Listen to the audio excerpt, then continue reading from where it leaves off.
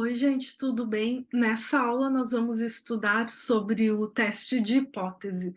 Então, o teste de hipótese, ele pode ser usado em qualquer trabalho de pesquisa, né, quando a gente faz comparações ou quando observamos populações, né? Então, podemos fazer de uma maneira mais empírica ou de uma forma mais estatística, que é o que a gente vai ver aqui nessa aula de hoje.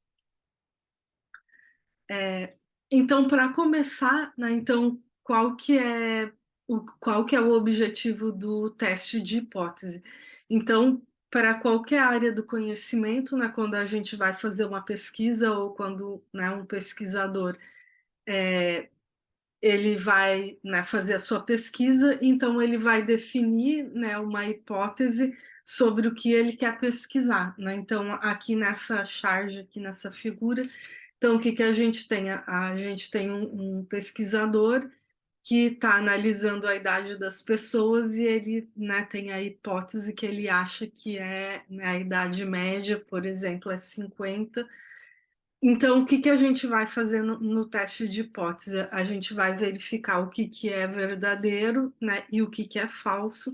Então, a gente vai testar até ter a certeza, né, do que a gente está pesquisando, se realmente se comprova ou se é falso.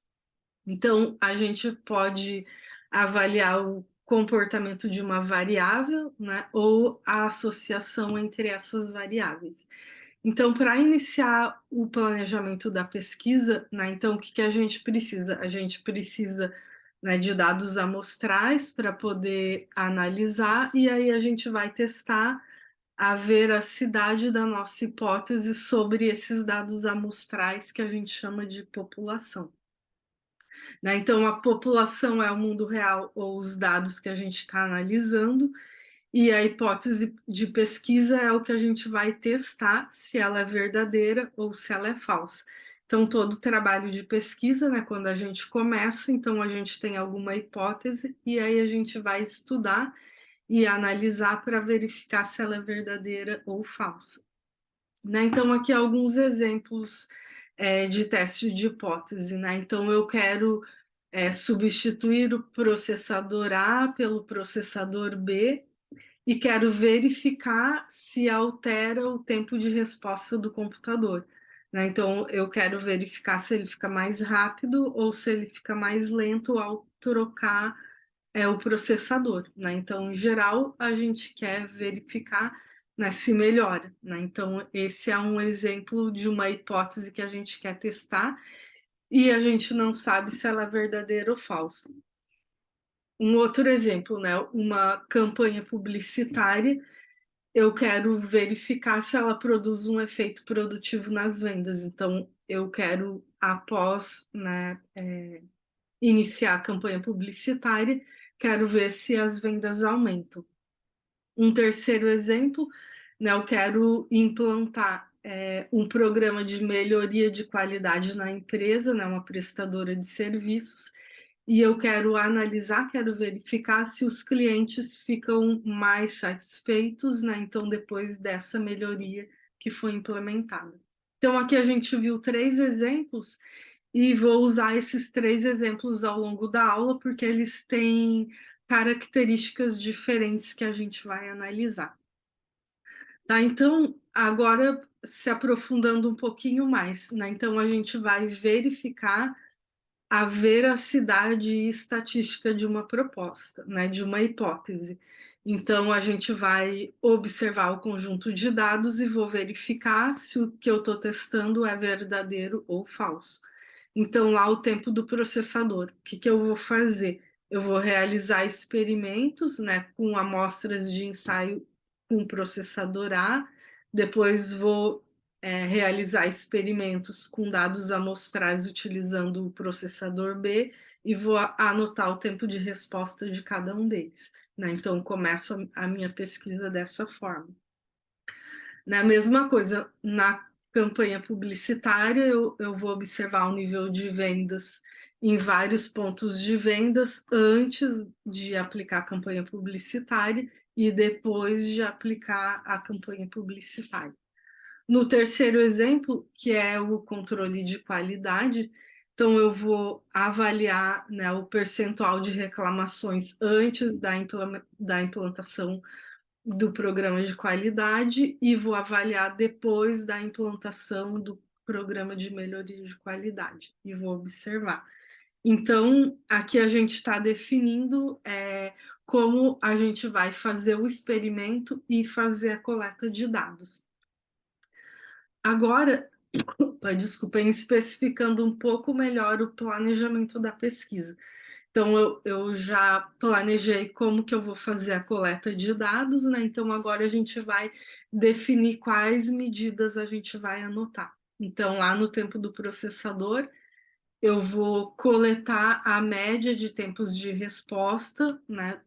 Com o equipamento usando o processador A, se ela é diferente da média de tempos de resposta, né, do processador B.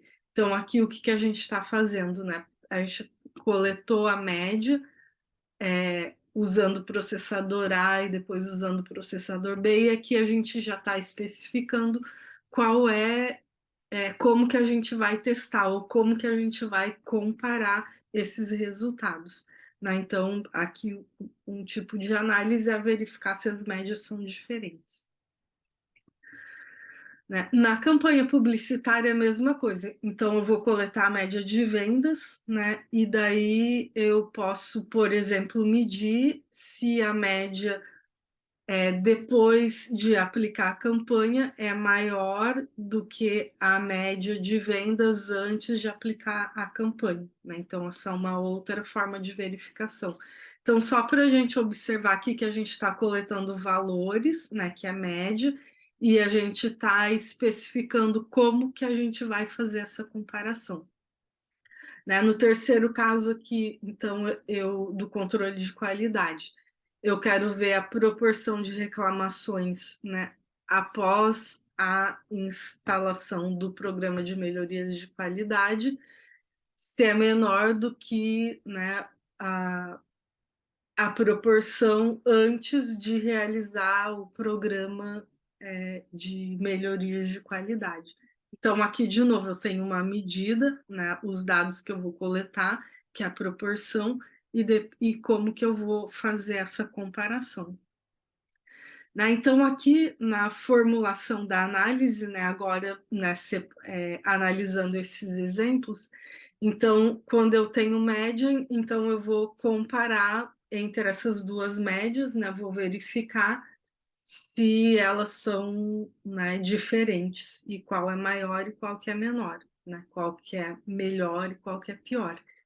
E o outro exemplo, lá, o último exemplo, que é de proporção, né, então eu vou coletar a proporção, vou fazer uma comparação e vou definir qual é o parâmetro que eu quero medir, né? Então, aí também é uma forma diferente de analisar.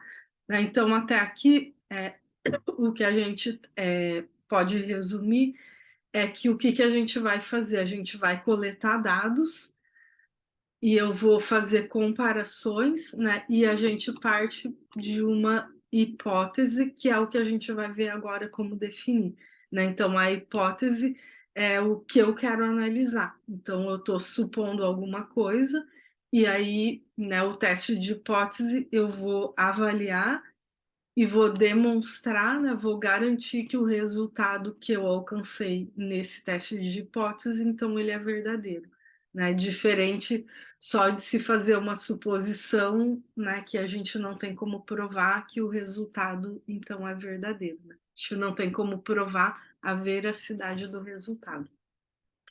Então, para fazer o teste de hipótese, a gente define duas hipóteses, né? Uma que é chamada de hipótese nula, que é a hipótese de trabalho, né? O tema que a gente está trabalhando, e a segunda hipótese, que é a hipótese alternativa, que é o que a gente vai ver agora, né? As duas. Então, H0 é a hipótese nula e H1 é a hipótese alternativa. Então, o que é a hipótese nula ou hipótese de trabalho, que a gente chama de, né, a gente encontra ali, ela é representada pela letra H subscrito 0. Então, a hipótese é aceita como verdadeira até a prova estatística que ela é falsa, né. Então essa é a definição que a gente tem, mas explicando de uma forma mais clara, né.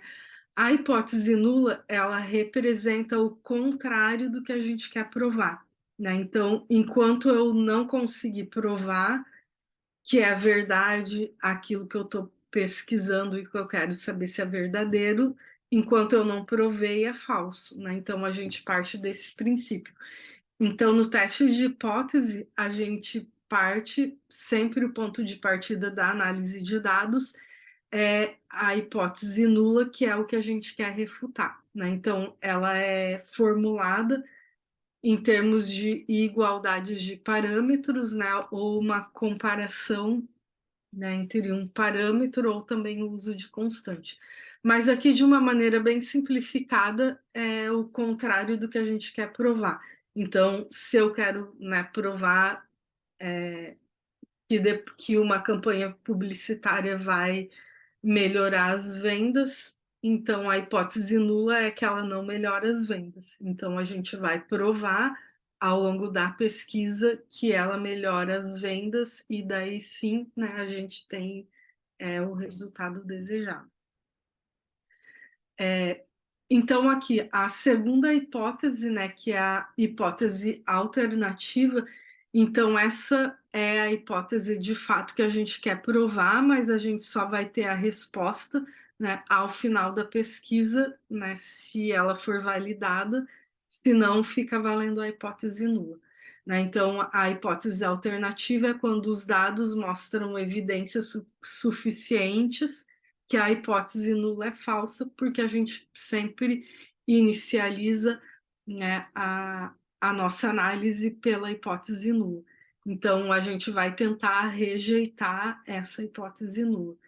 Então, a hipótese alternativa, né, ao contrário da hipótese nula, ela é formulada em termos de desigualdades, né, diferente, maior, menor. E só aqui para fechar, né, como eu já tinha dito, a hipótese alternativa, ela corresponde ao que a gente quer provar. Tá, então, em resumo, vou voltar um slide só para a gente deixar bem resumido antes de ir para a especificação.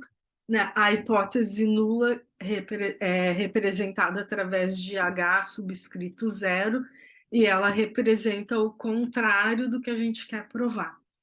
A hipótese alternativa é representada pela letra H de hipótese, né, sobrescrito, e ela corresponde ao que a gente quer provar, né, a hipótese de pesquisa formulada. Então, ali para os três casos, né, então, formulando as hipóteses, né, e essa é a forma que a gente faz. Opa, desculpem aqui que eu perdi o mouse. Então vamos lá, formulando as hipóteses, né.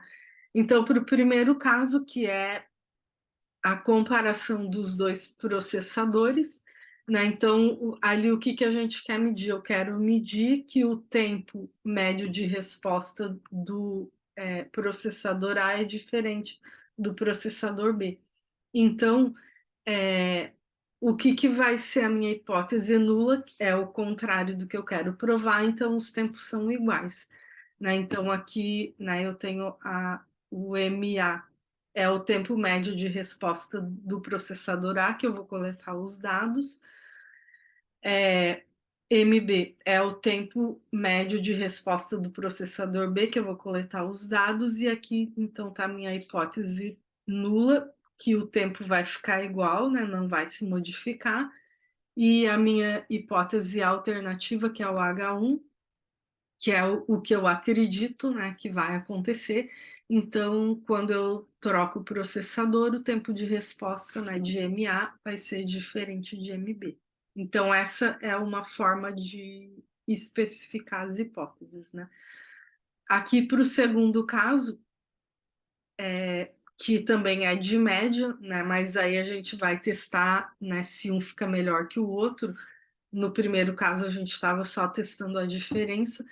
Então, eu fiz uma campanha publicitária e então eu vou coletar a média de vendas, que é o M1, antes, né, de colocar no ar a minha campanha publicitária, e depois eu vou calcular a média de vendas depois de colocar no ar a minha campanha publicitária. Então, aqui eu vou coletar os dados. Então, o que que é a minha hipótese nula e o que que é a minha hipótese alternativa? Então, o que eu acredito, né, é que após a campanha publicitária, a média de vendas, que é o M2, vai ser maior do que a média de vendas, que é o M1, antes de aplicar a campanha publicitária, né? Então, a minha hipótese nula, ou esses valores vão ser iguais. Opa, o mouse voltou. Ou que eles vão ser iguais, né? Eu não vou ter diferença nenhuma no meu volume de vendas. Então, a hipótese nula, aqui nesse caso, ela vai representar que a campanha publicitária não teve efeito nenhum. E depois, ali, o nosso último exemplo, né, da proporção de reclamações antes e depois, né, do programa de melhorias de qualidade.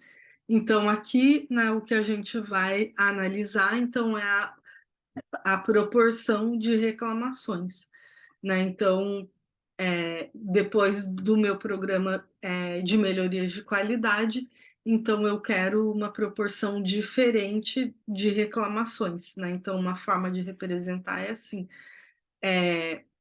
Então, eu implantei o programa de melhoria de qualidade. Então, depois, né, a proporção de reclamações, que é o P2, depois da implantação do programa, eu quero que ela fique diferente da quantidade de reclamações antes da implantação do programa. E a minha hipótese nula nesse caso, então, é que eles são iguais. Aqui também poderia ter feito como no segundo caso, né, de testar ali se a proporção de reclamações ela diminui após o programa de melhorias, né? Então, aqui é o exemplo só para a gente ver, então, como que a gente vai definir a hipótese nula e a hipótese alternativa. Então, em resumo, a hipótese alternativa é o que a gente quer avaliar e a hipótese nula é o que é falso, então é o contrário, né, daquilo que a gente deseja obter como resultado. Então, caminhando para o final, né, então eu coletei os dados, tirei essas medidas, né, tenho ali a minha hipótese nula e a minha hipótese alternativa, e analisando, né, então o resultado, então a gente vai aceitar ou refutar, né, a hipótese ali que a gente pesquisou, né? Então, se eu vou aceitar as hipóteses H1, H0, que é a hipótese nula, ou H1, depende, né, das amostras e dos resultados extraídos das análises que a gente fez, e aí a gente vai verificar se o que bateu, né, se o que é veracidade é a hipótese nula ou a hipótese alternativa, né? Então, ali no caso, pegando só o último exemplo do controle de qualidade, então posso observar que, né, uma amostra aleatória de N1 clientes atendidos antes do programa de qualidade, a outra amostra N2 atendidos depois de implantado o programa, se é melhor ou se é pior, e aí a gente vai verificar, né, qual a hipótese a gente vai aceitar. Então, o que que acontece? Dependendo da quantidade de... Então, aqui a gente pode parar a pesquisa aqui nesse ponto, né? Então, eu vou lá verificar se a proporção é igual, se é maior ou se é menor, e com base nesse resultado, eu já posso escolher, né, se valeu a hipótese alternativa ou a hipótese nula. Só que em alguns casos, né, o que que acontece? Eu posso chegar num resultado, por exemplo, nesse aqui, né? As proporções de reclamações antes e depois é bem natural que elas sejam diferentes, mas pode acontecer, eh, da gente ter, um aspecto aleatório, né, que a aleatoriedade dos dados, eu não consigo garantir que ela que a hipótese, alternativa foi correta ou que a hipótese nula foi correta. Então a gente pode, aprofundar mais e fazer um teste estatístico, né, que é um teste de significância, em cima dos valores que a gente alcançou como resultado, né. Então aí o que que a gente vai fazer no teste estatístico ou teste de significância, né? A gente vai verificar se os dados, estatisticamente, né, fornecem uma evidência suficiente para que a gente possa aceitar a hipótese H1 alternativa como verdadeira, e garantir que, os dados, né, eles não foram casuais por serem aleatórios, né. Então aí a gente vai, definir, né, um nível de significância, né, e o que, tiver próximo desse nível de significância, então desse percentual, então ok, né, é H1, né, então a gente vai rejeitar a hipótese nula, e se tiver distante, né, desse limiar, desse percentual, então aí a gente vai, né, vai aceitar a hipótese nula, então a gente não alcançou o resultado desejado. Né, então aqui no teste de hipótese, o que é o principal, né, vou voltar aqui um pouquinho só para enfatizar, então é a gente definir a hipótese zero, que representa o contrário do que a gente quer analisar, definir a hipótese alternativa, que é o H1, que corresponde o que a gente quer provar como verdadeiro, e daí analisar os resultados, né. Então a gente pode analisar de uma forma empírica, né, a grande parte dos trabalhos, de pesquisa fazem dessa forma, ou quando a gente tem uma grande aleatoriedade nos dados, então a gente usa, né, um teste estatístico, definindo o limiar de corte para, né, analisar a significância dos resultados. Tá, então para essa aula, então usei, 2 materiais, né, então usei um livro que é Estatística, para Engenharia e Informática, e também, né, os exemplos mais aplicados, então peguei aqui desse livro